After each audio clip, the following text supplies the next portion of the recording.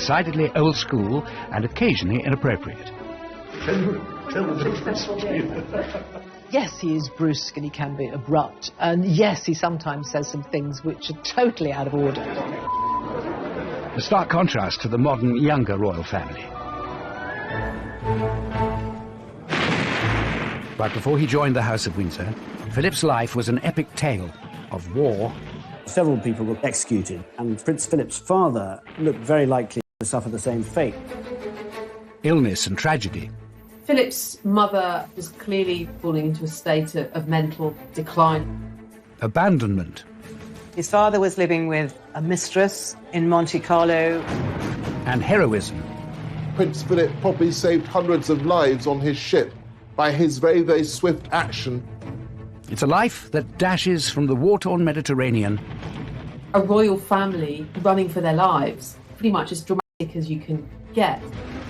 To the streets of Paris and the school halls of Nazi Germany. Well, he would have been exposed to all of the doctrine that was being pumped out by the Nazis at that time. How did this royal survivor come through such extraordinary times? Having such a troubled childhood, it's given the backbone to him to put up with anything. And could Philip's experiences before joining the House of Windsor explain his later life of service and devotion? There was nothing of a home life for him. There are some people who have difficult home lives, who it drives to work harder and to succeed.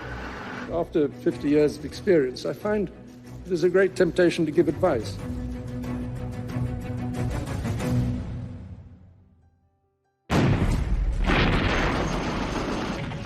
Turkey in 1922. The Greek army is invading its old enemy in a brutal war. One of the army's leading figures is the Greek prince, Andrea, who has recently become father to baby Philip. Prince Philip's father was a major general in the Greek army who were invading part of Turkey, Anatolia, but there was a huge military setback and the Greek forces had to flee to the coast. Following the army's humiliating retreat from Turkey, the pro-monarchy Greek government is overthrown, and its leaders are held responsible for the disaster. In the aftermath of this coup, several of the people were court-martialed and executed, including a former prime minister, a former foreign minister, several of sort of top generals. And when the execution was carried out, they all stood incredibly bravely and stared at the firing squad. Prince Philip's father looked very likely to suffer the same fate. This is a really precarious time for his family's feet. Philip's father's life is only spared by the court when his cousin, the British King, George V, intervenes. Somewhat surreptitiously, I think, George V was very instrumental in organising the escape from Greece of his cousins, including Philip, a babe in arms, who was taken onto this ship. Of course, there was no cot, no crib for him, and so the sailors engineered a cot for him out of old fruit crates. It is a dramatic start in life for Prince Philip. Born Philipposeo in Corfu just 18 months earlier, in June 1921. He was born on the dining room table, in fact, of a beautiful villa in Corfu called Mon Repos. And he was born on the dining room table because the surgeon thought that was the best place for Alice to give birth. And by all accounts, he was a very much wanted and loved young son. Philip's mother, Alice, is a princess of the German House of Battenberg, with illustrious British ancestral roots.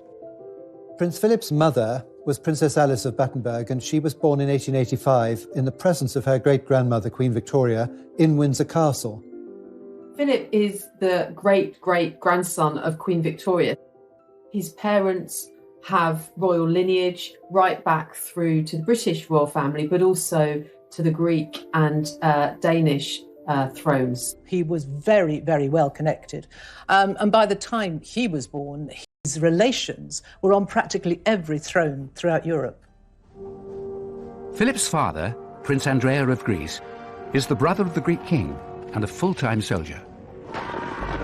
The wars between Greece and Turkey have actually been going on for many, many years, and the royal family and Prince Andrea were very much placed into senior positions in the military. But the military coup following the latest defeat forces the Greek royal family into exile. Philip's family, including his 4 older sisters, have to flee their homeland. This really was pretty much as dramatic as you can get. And of course, this is now, a royal family really running for their lives. They were able to smuggle some jewellery in their clothes and some money, but very little. It's quite a dramatic start to his life. He has no recollection of the family fleeing in 1922, but it had enormous consequences and led to him being a bit of a wandering boy. Despite their royal connections, when the family flees Corfu with baby Philip, they have no home to go to.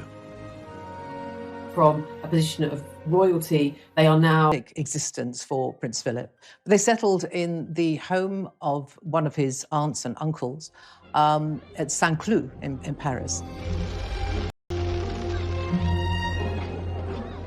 They basically gave the exiled family a house in which to live, and if they needed it, they would help them financially. Their life in Paris was fairly stable, but of course they were dependent on charity, basically, and I don't think anybody really likes that very much. And the other point is, of course, that as members of the royal family, they felt themselves dispossessed and, in a sense, pointless. They didn't have anything that they could really do. But Philip's life in Paris is happy and stable, surrounded by his loving family. I think these early years of Philip's life were perhaps the happiest of his childhood, because it was relatively settled for those years in Paris, and his father, Andrea, adored him. His sisters recalled how there'd be gales of laughter when Philip and his father were larking around. He was able to be educated. His relatives paid for him to have a good education. He was multilingual. He speaks, as a result, fluent French as well as German. But when Philip is 8 years old, his happy family life in Paris begins to break down. Philip's mother, Alice, was clearly very fragile in her emotional, psychological health, and there's every sense that the kind of trauma of the events in Greece and their hasty departure really did put her under psychological strain. No one really knows whether she suffered from bipolar disorder or whether she was, in fact, paranoid schizophrenic. Alice felt she communicated with the spiritual world. She took to lying on the floor for great periods of time, waiting for the spirits to tell her what she should be doing. Philip's father, Prince Andrea, has his own struggles with life in exile. I think that Andrea is perhaps unfulfilled because he's had life as a Greek royal, and then he's a major general in the army, and then suddenly he's an exile. And I think a middle-aged prince without a role, that's difficult. Alice's growing mental instability had a profound effect on her marriage, which maybe had never been that strong, but certainly in view of her eccentricities and her mental breakdown, Andrea spent less and less time with the family. Alice's family takes the decision that she needs urgent help. One Easter holidays, the family had gone to stay with some relations in Germany, and Alice's mother organised for psychiatric doctors to come and basically snatch her away. The children were taken out for the day, and she was sort of bundled into... As a result, his father then seemed to somewhat abandon the family. Bear in mind, his sisters were older now, and it was just that Philip was quite young. Philip loses first his mother and then his father, all before his 9th birthday.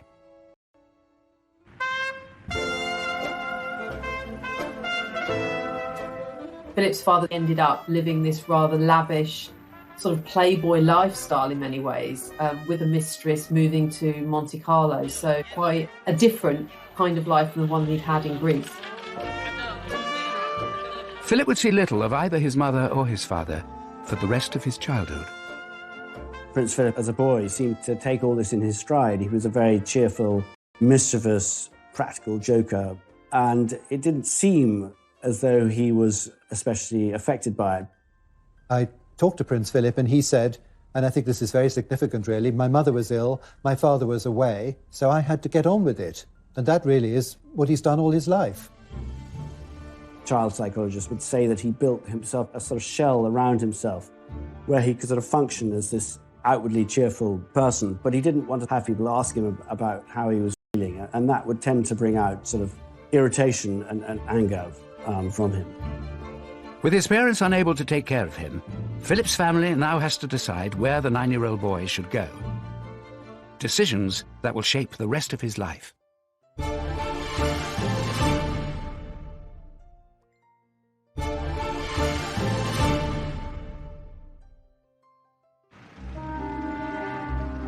It's Paris in the summer of 1930.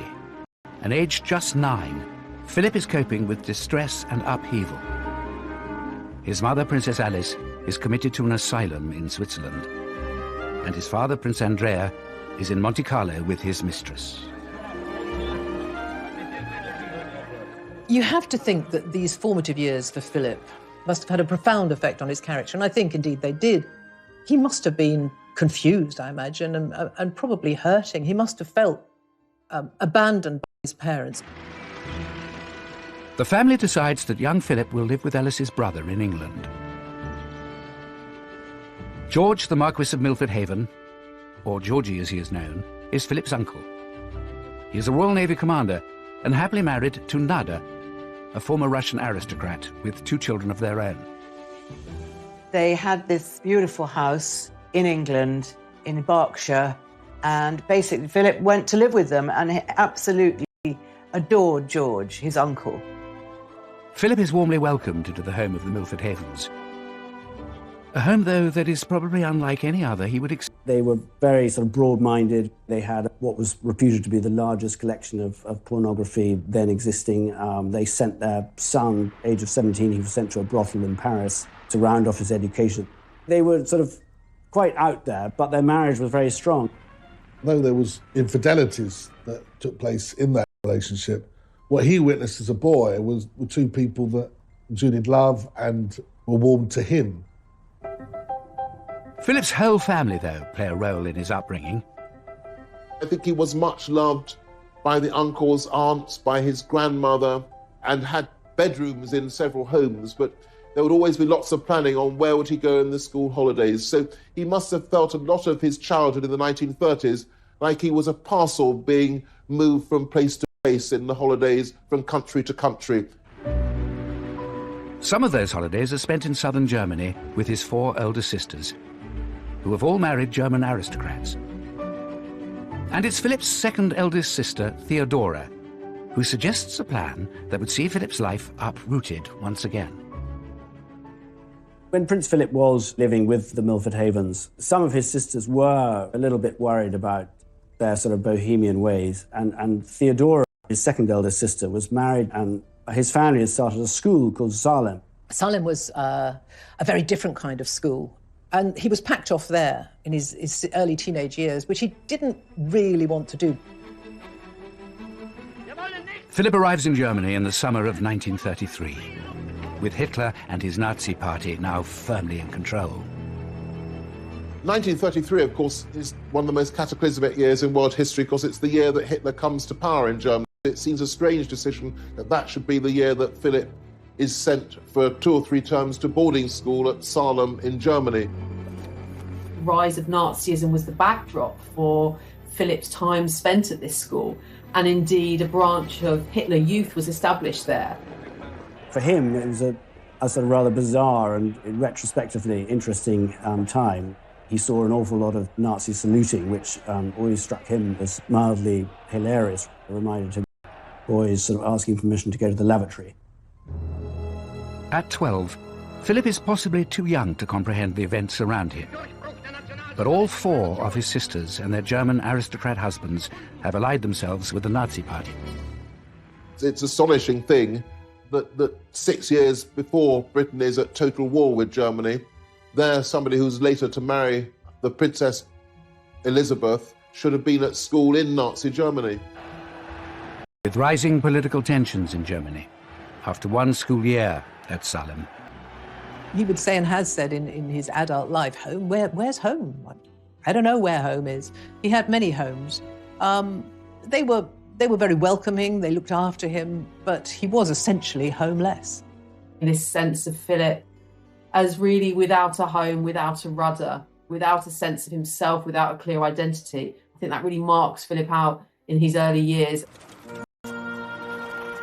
But Philip finds a spiritual home when it's agreed that he should go to Gordonston, near the Highlands of Scotland. It's a progressive, newly established school run by Kurt Hahn, a German academic and friend of Philip's sister. Gordonston has always been described as a very sort of Spartan place, very sort of outward bound. But actually, it very much appealed to Prince Philip. He developed his leadership skills there. He was already quite independent, but he became, I think, more so when he was there. He did extremely well at the school. The school's ethos pushes the boys to be competitive, practical, and self-reliant. And it pushes them hard. Gordonston was tough, it was exacting, it was very physical. It wasn't just an experience for the mind, it was also one for the body. It was about feeling things, cold showers, waking up early, being pushed to the physical limit. And I think there Philip would have found sort of distraction perhaps from his emotional pain. Gordonston was a very, very unusual school in its time. It wasn't your typical British boarding school. It was no Eton or Winchester. But it very much was part of moulding Philip in the outdoorsy, direct person that he became. Philip embraces the Gordonston regime, but the trauma that has marked his young life is set to return. It was while Philip was at Gordonston, there was a family tragedy which profoundly affected him, as it did the whole of the family. One of his sisters, Cecile, was coming with her husband and children over to the UK for a wedding. He was called into his headmaster's study to be told that his sister and her husband and her mother-in-law and her 2 boys had been killed in this plane crash. Prince Philip, on hearing the news, didn't break down. His sorrow was that of a man. But I think in Prince Philip's case, it was a sort of indication of how everything else in his life had hardened him in a way. Philip is 16 at the time of Cecile's death. He travels to the funerals at the height of Nazi Germany. Prince Philip, it must have been awful for him to know that he'd lost not only his sister, but his brother-in-law and his little nephews. The funeral was a sad affair, obviously, but a very strange affair, really, for him. The streets were sort of festooned with swastikas, and he was sort of part of a procession walking behind his. And within a year of losing his sister and her family, Philip suffers another unexpected bereavement. Shortly after Cecile's death, his favourite uncle, George Milford Haven, died of bone cancer. That's a double tragedy, really, for Philip. And, he had to move on again. Life was just sort of one awful event after another, really, but he seemed to come through them all, and he sort of managed to remain a sort of outwardly cheerful young person. Philip develops an effective coping strategy to deal with the difficulties he faces. The stiff upper lip. When he finished at Gordonston, Philip was a very confident and competent young man, certainly on the outside. We'll never, I think, ever truly know what went and goes on inside Philip's head and his heart, because he'd had to, with such a difficult upbringing, have a very iron facade. But inside, he's always been quite sensitive. The void in Philip's life left by the death of his uncle is soon filled by George's younger brother, Lord Louis Mountbatten, who will become highly influential in the course of Philip's life. Lord Louis Mountbatten, the younger brother, really did take a lead in his life, and he was a great mentor. Mountbatten was a real doer. He was somebody who had great ambition, great talent, great networking. One of the first bits of advice Philip takes from his uncle Dickie, as Mountbatten is known, is to follow him into the Royal Navy. After leaving Gordonston in 1939, of course, the outbreak of war, Philip enrolls in the Royal Navy College at Dartmouth. And it is a royal visit to the college that summer that would change the course of Philip's life completely.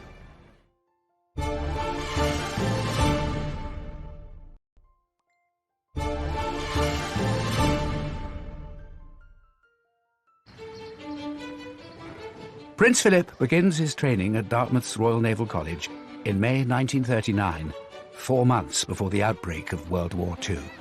I think aged 18, he's already a very, very self-sufficient man. These difficulties which have befallen him have toughened him up. He has the advantage of being devastatingly good-looking. He's very, very blonde in those early pictures. and already he's become a bit of a magnet for young women. The young cadet's charms are on full display when the royal family visits the academy in July. His uncle, Dickie Mountbatten, arranges for Philip to entertain the princesses, Elizabeth and Margaret. They played a few games, they went on the croquet lawn, they went out to the tennis courts, and Philip jumped over them and was smitten. She wrote to Philip to thank him for looking after her and Margaret. And then Philip wrote back. It was his cousin. She was a good contact to have. She was eventually going to be Queen of England. So Philip isn't a fool. So they started sending letters to each other. But Elizabeth is only 13 years old, too young for any serious romantic interest. Besides, Philip has other things on his mind. Less than 6 weeks after that fateful meeting, Britain declares war on Germany. We tried again and again to prevent this war. And for the sake of peace, we put up with a lot of things happening which ought not to have happened. Philip, of course, could have joined the Greek navy. He was still a prince of Greece and one of the heirs to the Greek throne. And I think increasingly in the late 1930s, Philip felt that he was English. He felt he was British. So it was the Royal Navy that he was going to be in at the beginning of the Second World War. In early 1940, Philip is sent to sea. At first to the Indian Ocean to escort convoys of soldiers. But the young midshipman is eager to be in the thick of the action. And by the following year, he gets his wish. He's transferred to a battleship in the Mediterranean to join the fight against the Italian Navy. There was one particular battle, the Battle of Matapan, which really saw the end of Italian involvement. The Italians took such a pasting, and Prince Philip was in charge of the searchlights during a night engagement. 2 or 3 Italian ships were destroyed in quick succession, with Prince Philip directing the searchlight so effectively that these Italian ships were well illuminated and promptly destroyed. 19-year-old Philip's skill with the searchlight earns him an official commendation, and he is honoured with the Greek War Cross.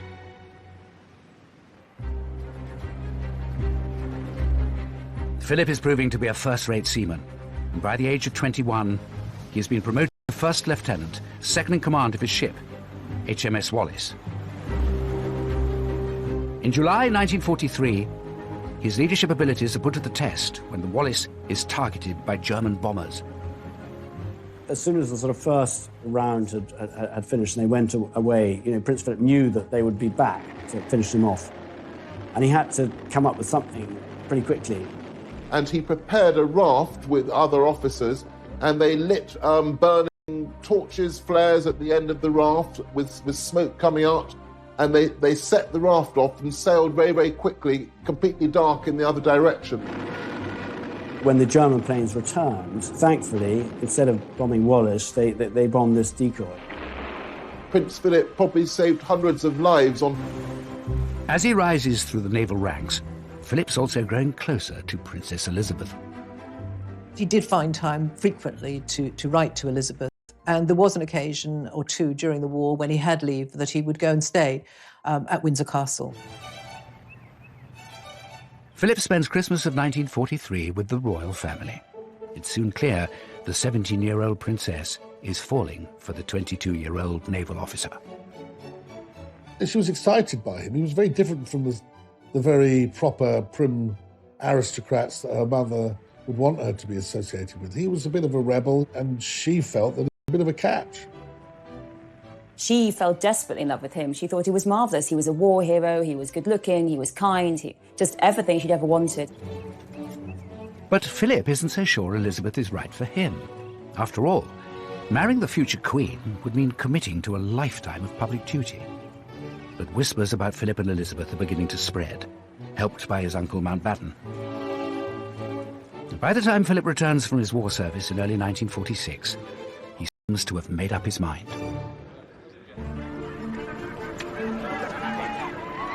I think if you're sixth in line to the Greek throne, if you've only got about £600 in the bank, if you haven't got a settled home of your own, the chance of marrying the very attractive, intelligent, bright, sparky heir to the most prestigious monarchy in the world, I don't think that's a terrible opportunity.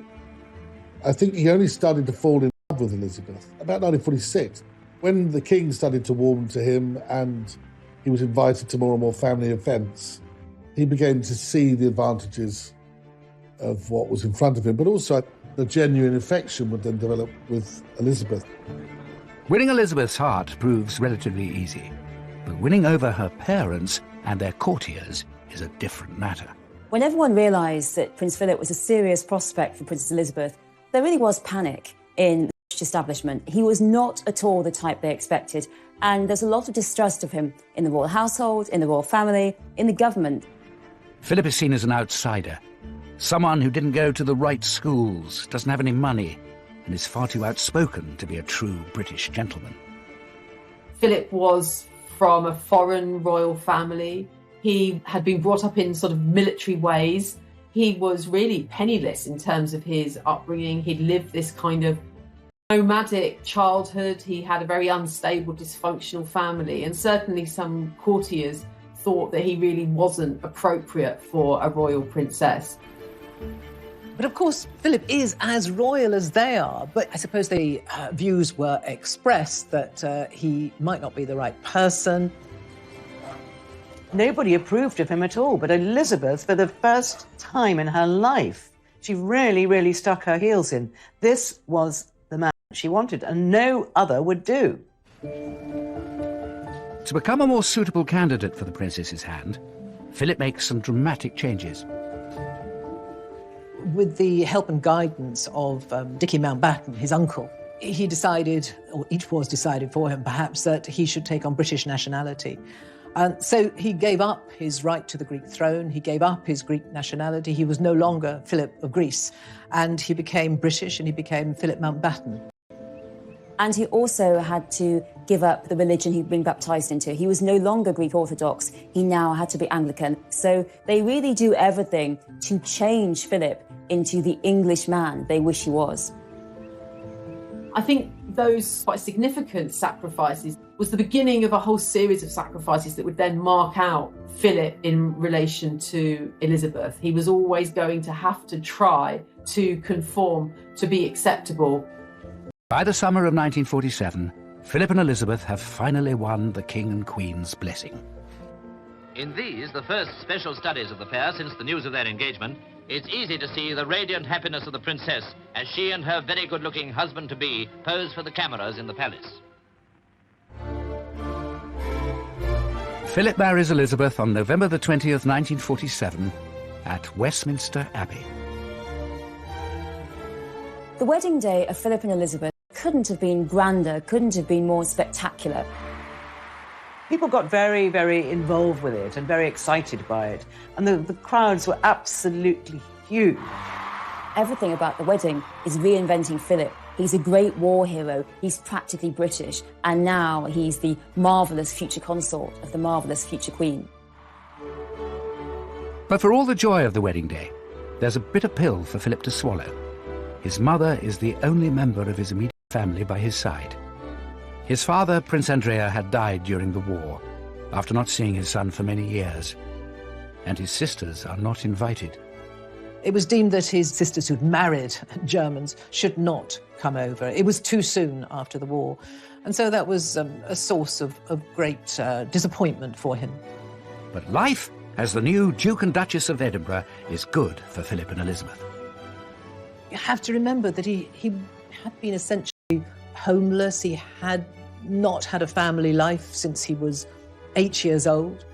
And so, to cherish someone and love someone as much as he did... Goes quickly with the birth of Prince Charles in 1948 and Princess Anne 2 years later. Philip put behind him a lot of the difficulties of his childhood, and I think he himself was liberated by forming a happy family. For the first time since his early childhood, Philip has a home of his own, Clarence House in London. And despite taking on some royal duties alongside his wife, he remains on active duty in the Navy. One of the happiest times in the young couple's life was when Prince Philip was posted to Malta. He was out there for quite some time, several months, and Elizabeth went out and stayed with him on 2 occasions, quite protracted stays. And this was a very, almost normal existence for her, and she absolutely loved it.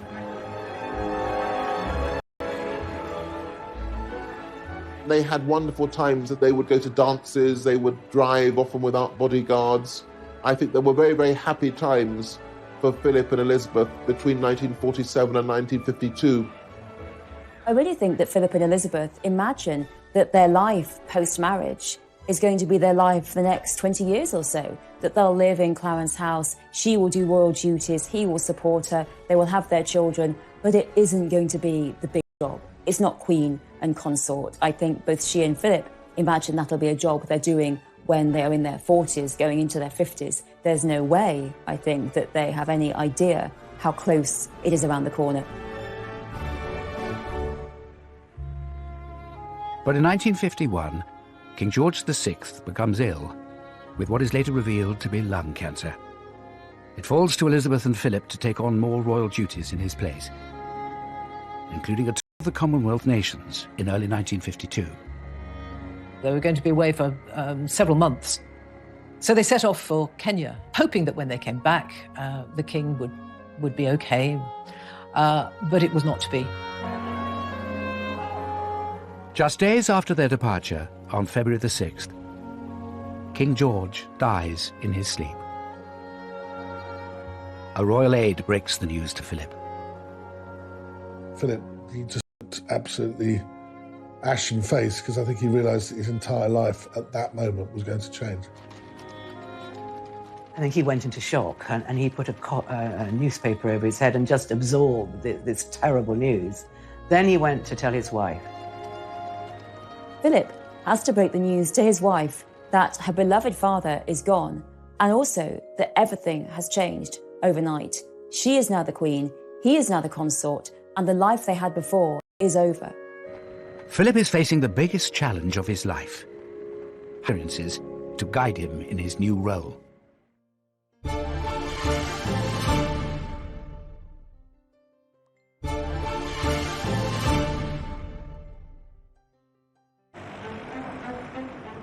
As the new Queen and the Duke of Edinburgh land in England from Kenya, following the death of George VI, they have to confront the reality of their new lives. Their entire life changed. When they arrived on the tarmac at London Airport, Elizabeth came down the steps first, and Philip hung back. And then, of course, the realization that the rest of his life, he was going to be 2 steps behind his wife, must have really hit him.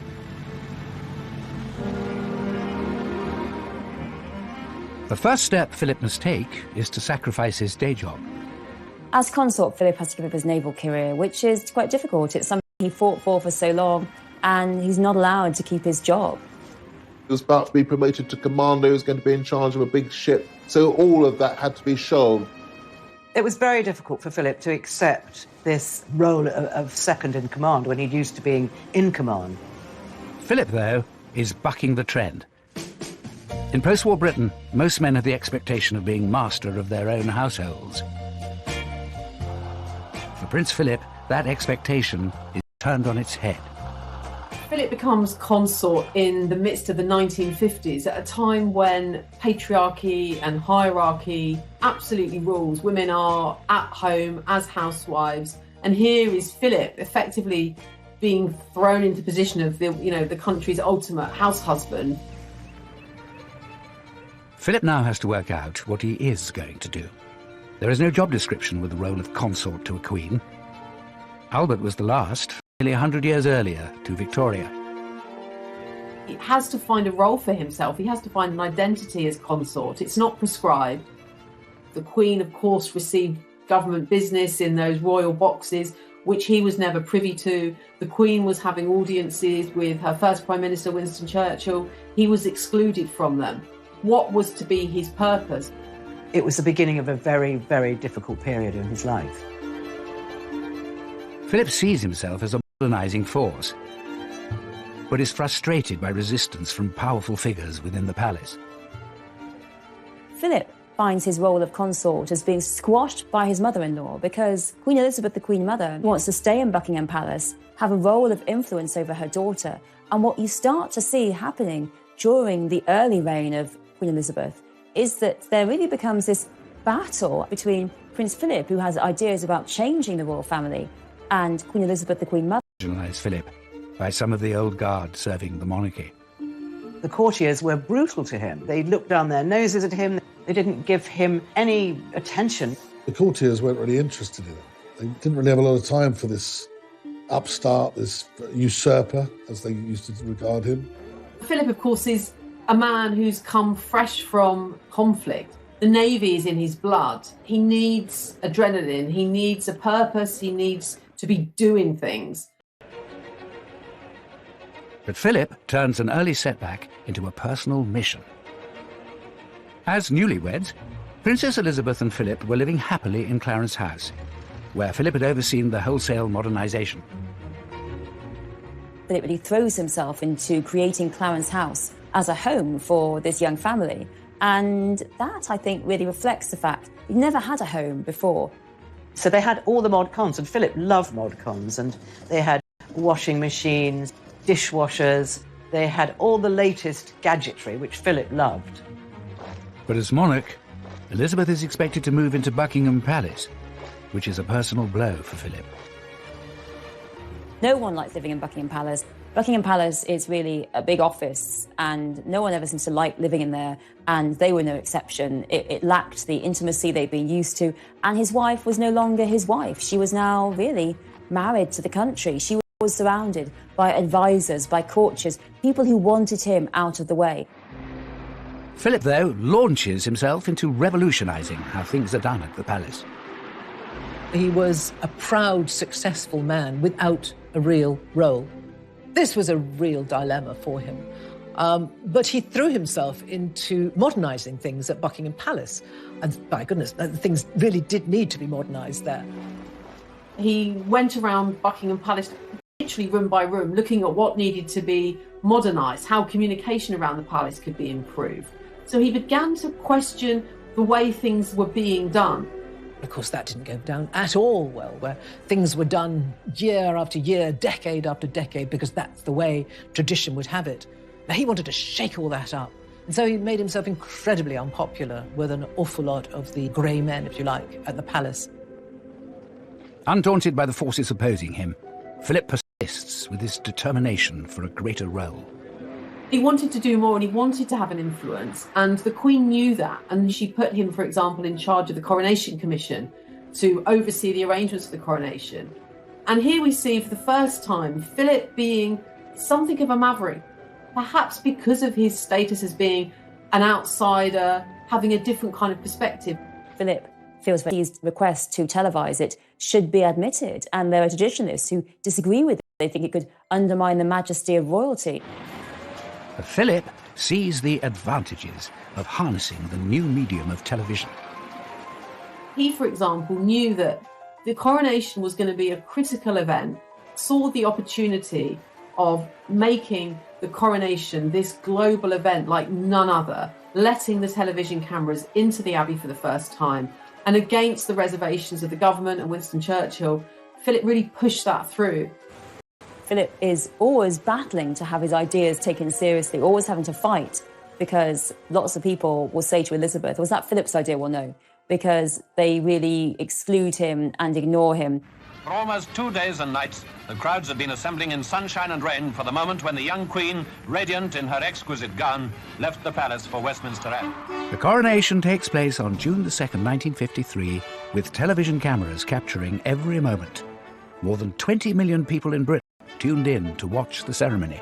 And 8 years after the war, another victory. Philip's sisters are allowed to attend, and so does his mother, Princess Alice, who is now living as a nun in Athens. Philip always been very, very fond of his mother, and I think he was really happy that his mother should be there. But she came in her grey nun's habit, so she was very obvious. It was a great moment for Philip and his relations. The success of the coronation, both on the world stage and for Philip personally, comes off the back of a body blow for the man in the support role. I suppose Philip had to swallow an awful lot as a proud male and a royal male. But one thing that really grated with him was the fact that he was not allowed to give his name to his children, Mountbatten. After their marriage, the couple were known as the Edinburghs. But once Elizabeth ascended the throne, the plan is that she will be part of the House of Windsor. He expected, absolutely expected, that Elizabeth would take his name on marriage and that the children would take his name. So therefore, it would be the House of Mountbatten. Philip's assumption that the family will adopt his surname is political dynamite. Various people, most importantly Churchill, were dead set against this idea and were determined that the name should remain Windsor. There was a big row about it, but Philip lost the argument, and the Queen decreed that her children, Charles and Anne, would be part of the House of Windsor. But during the row, he said, what kind of man am I? I'm just a bloody amoeba, he said. So it was very, very hurtful to him.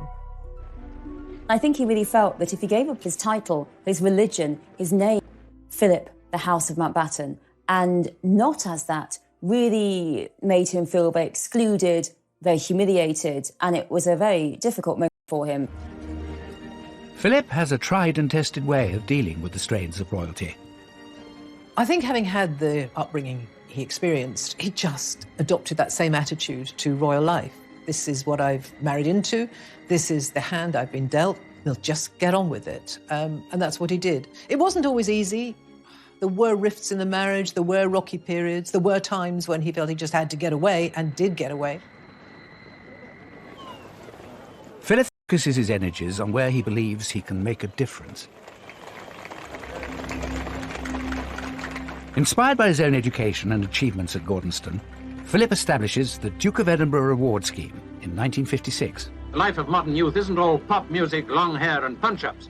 He recently presented gold awards to 127 girls and over 750 boys. He wanted to empower youth. He wanted them to meet the challenges that were facing them. Not in a pampered way, but in a way to try to engage them in society. But Philip finds that he still has his detractors wanting to curb his ambitions. The politician actually says to him, "This sounds rather like the Hitler Youth," and what a thing to say. It really brings home the anti-German xenophobia there was in Britain at the time. And the fact was that Philip, who'd fought so bravely on the side of the Allies, and that, I think, really reflects how often Philip was blocked openly and subtly and was constantly subject to these people saying, no, stay in that corner, just smile and wave.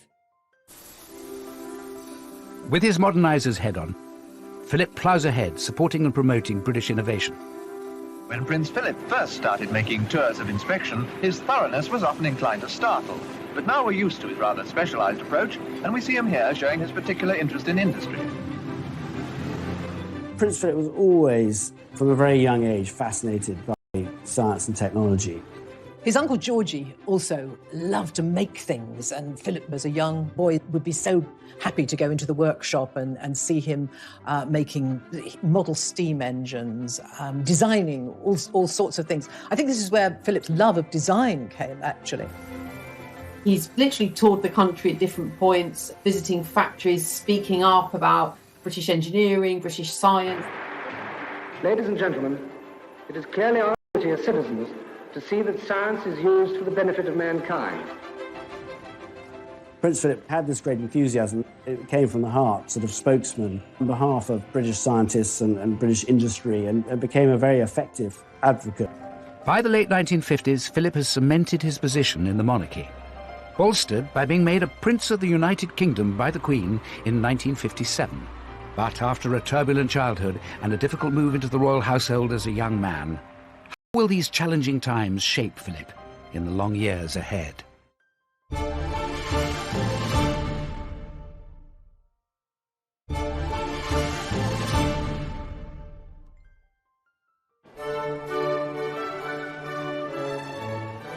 It's August 2017, and Prince Philip takes one final salute before retiring at the age of 96.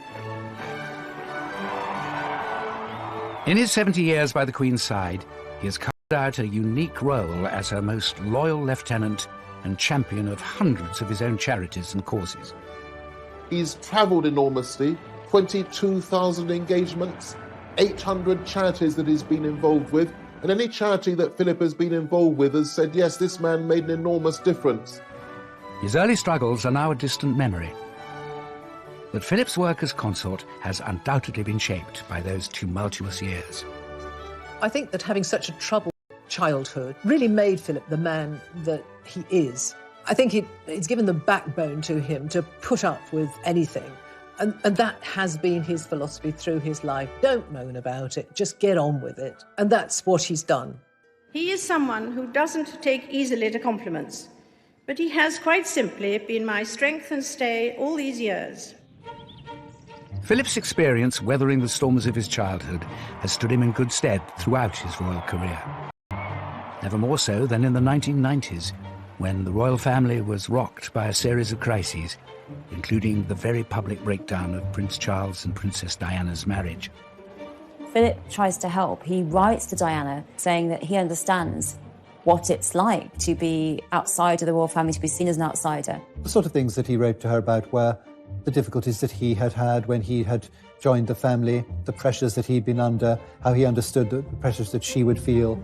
Philip's intervention was not enough to save the marriage. Charles and Diana officially separated in 1992, a year so bad for the royal family that the Queen called it horrific, although she said it in Latin. It has turned out to be an annus horribilis. But worse was to come in 1997, when Princess Diana was killed in a car accident in Paris. Her young sons were staying at Balmoral with Prince Philip and the Queen when they received the terrible news. There was probably no one better qualified or better placed to help William and Harry after the death of their mother. His mother, when he was just coming up to 9, when she was committed to a sanatorium. His father also virtually abandoned him. So he was very empathetic, obviously, towards his grandsons, William and Harry. Another tragedy from Philip's childhood may have been on his mind when it came to advising boys about the funeral procession. Prince William and Prince Harry weren't terribly keen on the idea of walking in the procession. Prince Philip took the long view, and he said, I think, when you're older, that you would very much regret not walking behind your mother's coffin. Philip had done it himself behind his own sister's coffin, aged 16, walked behind Cecile's coffin, devastated, full of pain. It's a very sweet moment when Prince Philip puts his arm round William as they go under Admiralty Arch. Although people, when you look back, think it was something too much for Prince Harry to do, and he himself has reflected upon that, I suspect as he gets older, he'll be pleased that he did it and that he listened to the wise counsel of his grandfather, somebody who I think has experienced great tragedy in his life. The dark days of the 1990s hurt the royal family's standing with the British public. Prince Philip plays an important role in helping restore the family's popularity in the 21st century, perhaps motivated by his own experience of how quickly a nation can turn against its monarchy. His family were thrown off the Greek throne and he had to flee in a packing box. So I think that he was always conscious of that and always conscious that even though the British monarchy seemed so stable, that it could be knocked off its perch. Philip came from the European royal family, and they were constantly being deposed, they were abdicating, they were having their kingdoms taken away. And he felt very much that the British royal family must stick together. They must all work together for the common aim, which is the good of the monarchy. In 2020, the royal family is facing new challenges, not least the departure of the Duke and Duchess of Sussex. The Duke and Duchess of Sussex have announced they intend to step back as senior members of the royal family. I think we all know from recent history that becoming part of the British royal family is not easy. Diana bailed out, Fergie bailed out, Harry and Meghan have both left royal duties. It's not easy, but I think Philip really made the best of it. On the occasion of their golden wedding anniversary, Philip gives an insight into one of his guiding principles. The main lesson that we've learned is that tolerance is the one essential ingredient, but it is absolutely vital when things get difficult. Prince Philip's life has never been smooth sailing. Beginning with exile and abandonment, through his wartime heroics and early battles with the royal establishment, to the tempestuous years of the 1990s. But it's these storms that have given him the resilience and the strength to succeed in his role, guiding his family, supporting the Queen, and serving the country for more than 70 years.